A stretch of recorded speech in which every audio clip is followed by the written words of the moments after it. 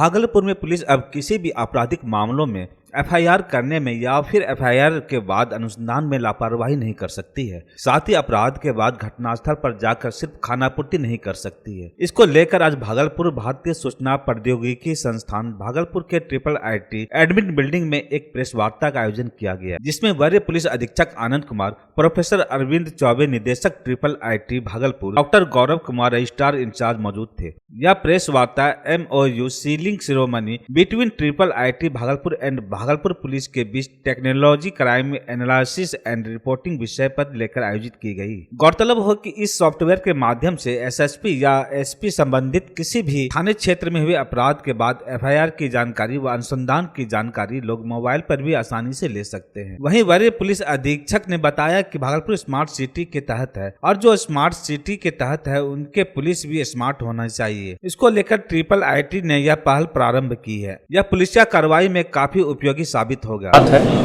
और अभी IIIT भागलपुर और भागलपुर पुलिस के बीच में एक समझौता पत्र पे हस्ताक्षर हुआ है, जिसमें कि भागलपुर पुलिस और IIIT भागलपुर पुलिस की जो कार्यशैली है उसको इम्प्रूव करने के लिए उसमें कैसे तकनीकी का समावेश किया जाए, जिससे कि पुलिस के जो पदाधिकारीगण है, थाना है, उसकी फंक्शनिंग इम्प्रूव हो।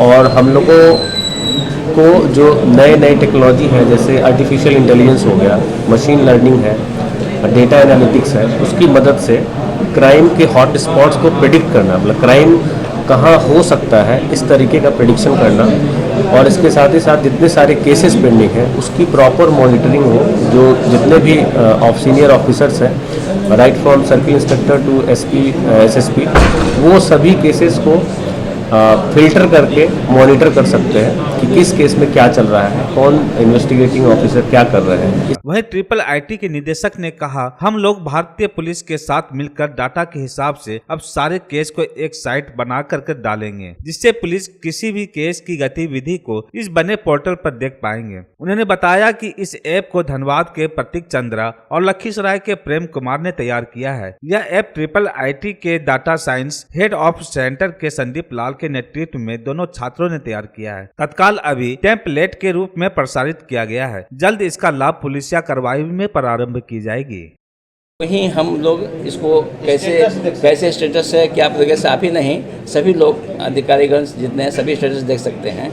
लेकिन आम पब्लिक अपने घर से, अपने मोबाइल से, इंटरनेट से अपने केस के विषय में जानकारी के लिए ये डिपेंड करता है पुलिस को कि वो एक्सेसिबिलिटी देते हैं कि नहीं देते हैं।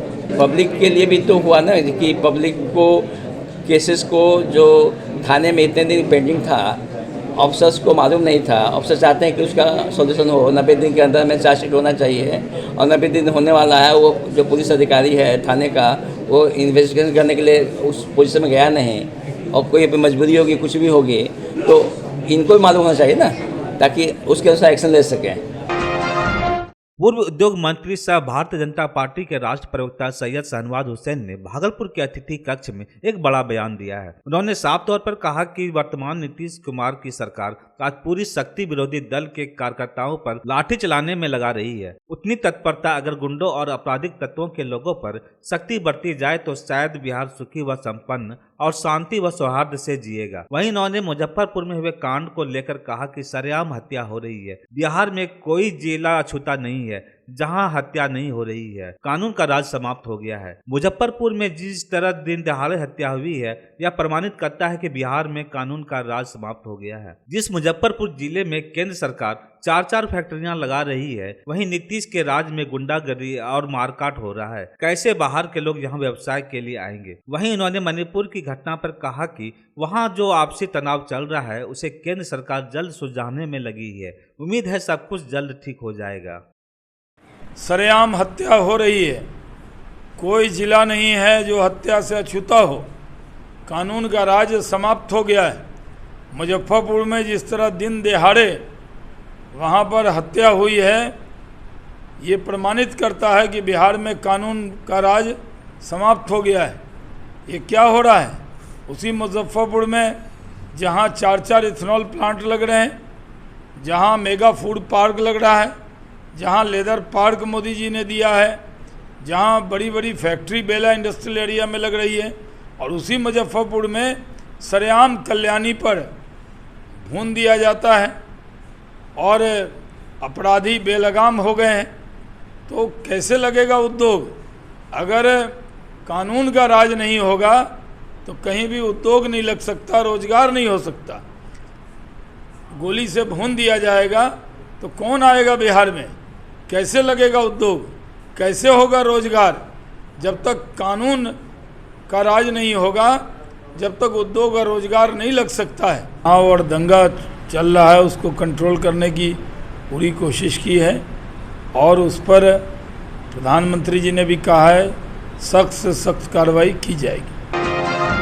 भागलपुर में उच्च न्यायालय के खंडपीठ की स्थापना की मांग को लेकर एक बार फिर 7वीं बार मासिक धरना का कार्यक्रम आयोजित भागलपुर व्यवहार न्यायालय के समीप किया गया। वहीं प्रदर्शनकारी अधिवक्ताओं ने कहा कि हम लोगों ने विगत जून में मुख्यमंत्री नीतीश कुमार के अलावे कई बड़े अधिकारियों को लिखित रूप से संज्ञान में दी गई है, लेकिन इस पर कोई भी परिणाम के बारे में किसी तरह की सूचना अभी तक नहीं दी गई है। वहीं प्रदर्शन कर रहे अधिवक्ताओं ने कहा कि जब तक हमारी मांगे पूरी नहीं होगी तब तक यह प्रदर्शन लगातार जारी रहेगा। मणिपुर राज्य में जिस तरह से हिंसा हो रही है और राज्य सरकार पूरे मामले को लेकर लापरवाह बनी हुई है, इसको लेकर जाप सुप्रीमो पप्पू यादव के आह्वान पर बिहार के तमाम जिलों में गृह मंत्री अमित शाह का जाप कार्यकर्ताओं द्वारा पुतला दहन किया गया। अमित शाह को मोदी का दलाल बताते हुए मणिपुर सरकार पर भी जाप कार्यकर्ताओं ने तंज कसा और उन्होंने कहा कि जिस तरह से नरेंद्र मोदी ने अपने भाषण में कहते हैं एक फोन में हर एक चीज को कंट्रोल कर देते हैं, तो फिर मणिपुर में हो रहे बीते 3 महीनों से हिंसा पर अब तक क्यों नहीं रोक लगाई गई।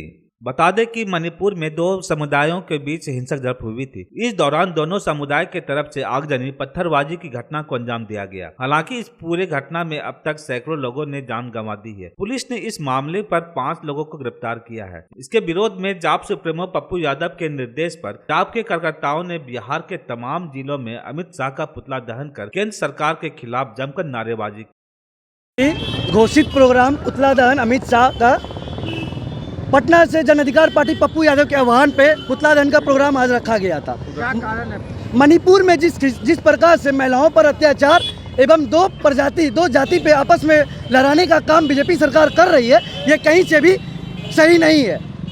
आप कहते हैं, नरेंद्र मोदी कहते हैं कि हम रूस और यूक्रेन का लड़ाई एक फोन पे रोक देते हैं। आप छोटा सा मणिपुर राज्य का लड़ाई क्यों नहीं रोकवा पा रहे?